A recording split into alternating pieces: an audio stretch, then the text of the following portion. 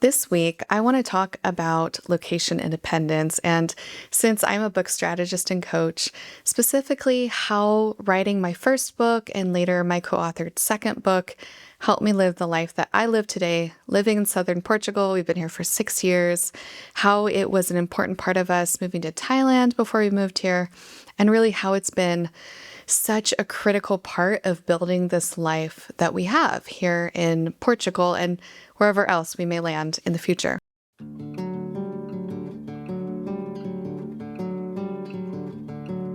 Welcome to Beyond Better, a podcast that explores a simple but profound idea. We all deserve to live lives we love, and that includes our work lives too. I'm your host, Stacey Ennis, an author, book coach, speaker, and long-time location-independent entrepreneur living in Portugal with my family of 4. Join me as I talk business, location independence, writing, publishing, and so much more, all focused on building a life that is beyond better. First, I want to take you back to an earlier version of me. Picture me, 26, 14 years ago. And of course, as the book person I am, as the reader, as the writer, I had always dreamed of writing a book. So imagine my surprise when I received an email that said, "Would you like to write a book for us?" Now, I had formed a great relationship with a small press. I'd done some work for them. They were impressed with me, and they wanted me to write a book for them. And I remember getting that email, and I lived at the time in Cincinnati. I was getting my master's degree in writing and editing, and we had a really cheap 1-bedroom apartment. It didn't even have a door to the bedroom, so it was like kitchen, upstairs living room, and then there were stairs that led down to the main bedroom and a bathroom downstairs. So it's a really small place. It's cheap, and I have a really cheap IKEA desk in our living room, all right? And I get this email, and I remember sitting there and staring at it and going, really? Like, they want me to write a book? And then I remember thinking, do they know how old I am? like somehow, I had pulled one over on them, but of course they knew roughly my age, but they knew that I would do a great job on the book. And so they offered me my very first book deal. And I said yes, even though I was terrified, and I wrote the book. And what was so amazing about that experience for me is that writing that book, I mean, wow, what an immediate rocket launch into, of course it grew my business, but I think just my status in the industry at such a young age to write something that positioned me as an industry leader was amazing. It did so much for me. I started speaking. I was able to double my revenue. Eventually, I doubled it again. I was able to move into work that I loved. I started ghostwriting around that same time, which was very rewarding for me. I loved getting to work with experts and leaders and help them craft books. And so it was such a huge, huge thing for me. What was really important, though, is that as I wrote that book and as I built my business, I had a really clear view of the life that I wanted. And that life wasn't in Cincinnati. It wasn't in Boise, my hometown. That life was abroad. My husband and I had lived already. At this point, we had lived in the Dominican Republic and in Vietnam. And we were back from Vietnam for me to do grad school. And so as I was building my business, finishing grad school, writing my first book, I knew that eventually this was all leading to us going back abroad. I just didn't know what the timeline was, if it was all going to work out. I just was trusting in my vision. I think part of what worked so well with that first book is that it forced me to develop a framework. So the framework already existed, and this is something that a lot of authors, aspiring authors, don't understand. Framework is simply packaging around a process. So it's really taking a system or a process or a way of doing things, and it's putting a package around it so that it's really clear and easy to communicate and people can understand.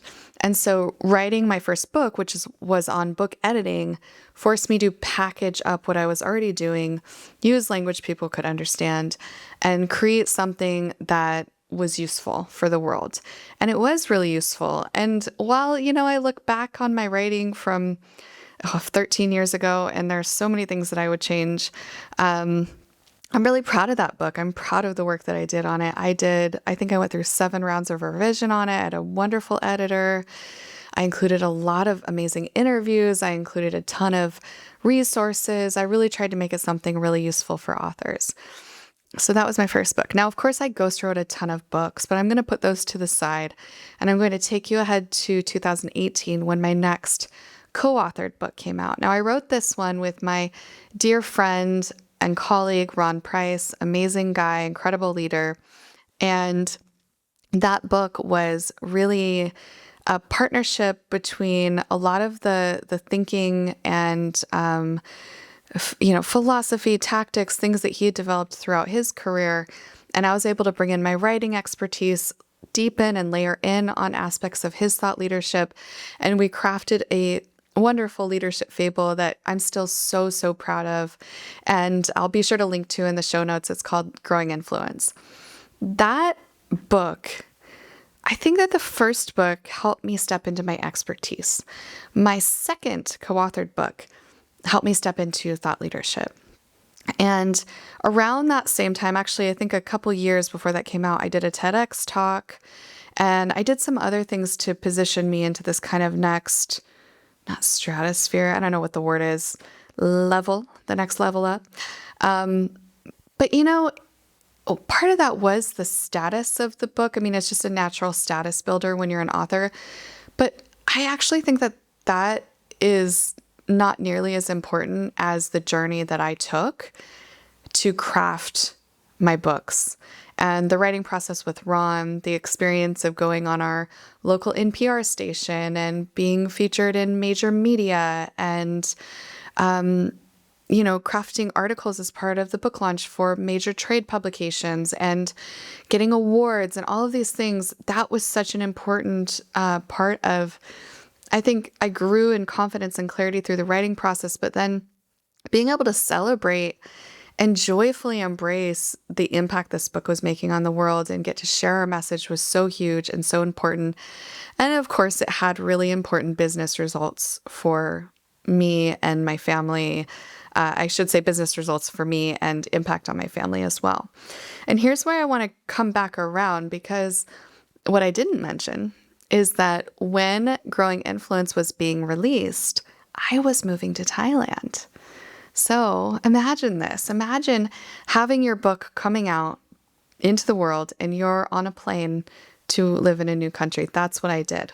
So I arrived in Thailand, I think at the end of August of 2018, mid-end August. Our book, I think, came out September 18th, if I'm remembering correctly, of 2018. So it was less than a month. And then I flew back to Boise for our book launch and media and all the things related to it. And what a freaking awesome experience to have built my location independent life and have stepped into that. Okay, I'm going to admit it was a little chaotic and I really felt bad leaving my family a month into moving to a new country. I did not think that through all the way, but still to be at the stage where the thing that I had worked toward, I was living into it. And I had this book coming out and I got to do it with Ron, my co-author and friend that I respect so much. It was such a joyful and wonderful thing. What I think is most important for you to know if you are on a similar journey is that I kept that vision locked in. If you have been waiting for the right time to write your book, this is it. My group coaching program, Idea to Draft, takes you step by step through the writing process so you can write a book you are deeply proud to share with the world. Small group, expert guidance, real accountability. Your time is now.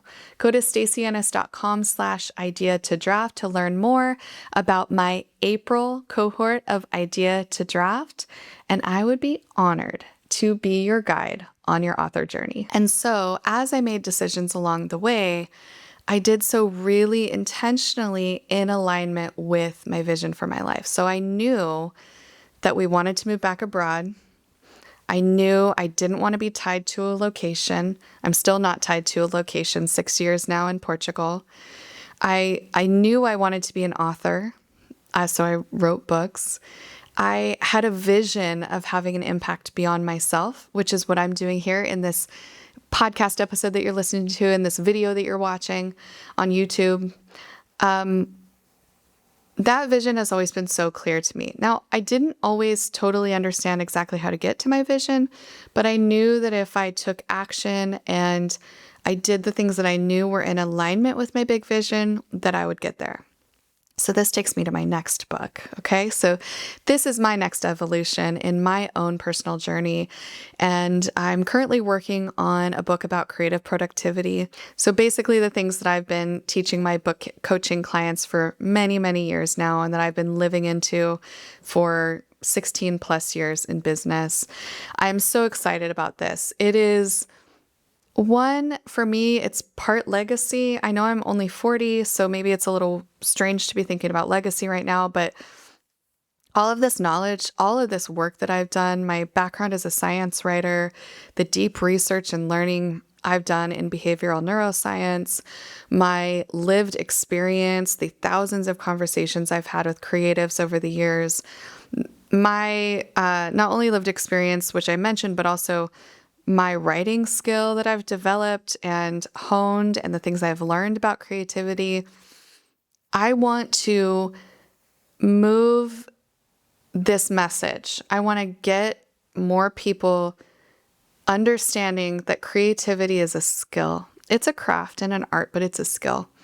And I want more people to engage deeply in introspection, in creation, and live rich lives, abundant lives, purposeful lives with creativity as a foundation. So that's what this book is that I'm working on. And a couple things that I have to share, because this is part of the journey. One, it is not easy to make time. Please, if you are of any doubt, ask my wonderful team. They will tell you that my schedule is cram-packed, jam-packed. Ask my family. Last night, I was working on a costume for my son for school that, I started at 7. I think I got done at like 9:30. Like every minute of my life is very full. I do rest and I run and I do take care of myself, but it's a very full life.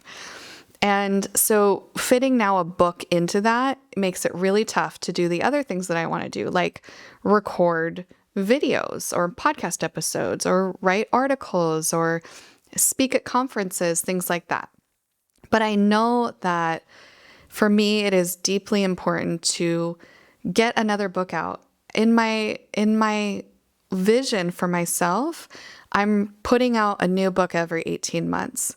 Now, I've been doing that for a very long time as a ghostwriter. In fact, I was putting out sometimes 2 books a year, because just based on publishing cycles. And I averaged about 2.5 books written every year. So I know that with my own work and even balancing my business, I can write and produce a book every 18 months. And I haven't done it yet. And the last book that I had come out was in 2018. So I need to get on it. I know this next iteration of my vision. I know that I have life transforming knowledge in this book that I want to share. And it's a book. It's a start of getting to reach even more people. So for me, it's an expansion of my brand. It's supporting writers, but it's supporting all creatives. And I think that this is a really important thing to share in process, because it's easy for me as an author to look back and go, oh yeah, I did all this stuff and it aligned with my vision. And I promise that everything that I'm sharing, it was very intentional and very thoughtful. But of course, sometimes I just made decisions because they felt right or it seemed like the right thing to do. But I want to share my real time because I am living into my own location independent vision. Now we're living location independently, but I have a bigger, more abundant vision from even where I am today. And that is really a vision of impact, and it's a vision of expansion and a vision of abundance. And to reach that, I have to, put put on my work pants and do the work. I need to get my butt in the chair and write the book. I need to develop the accountability where I need it. I need to get support where I need it, and I need to show up and do the work. For you, it might be very similar. You have maybe had a creative project, perhaps a book within you that's not been written. And what I hope you will take away from this is that if you have clarity of vision and you're committed to that vision and you start taking action toward that vision and you maybe even write a book that is a catalyst toward that vision will come true eventually. It may not be on exactly the timeline that you expect it to. It may be faster or slower. It might even have a different iteration of what you think it will be, but your vision is accomplishable. I don't think that's a word, but I'm gonna use it anyway. You can accomplish your vision. You can get there. For me, my first book was so life-changing. It was so life-changing. It helped me step into my own. It helped me believe in myself through the process of writing it. I saw that I could do hard things. I learned a new skill. I just changed. I transformed so much. And I'm already transforming as I write this next book. And it's just such a joyful thing. And it's also joyful for me when I see my clients writing their second books or third books, because I know that every single book that you write is a journey in and of itself.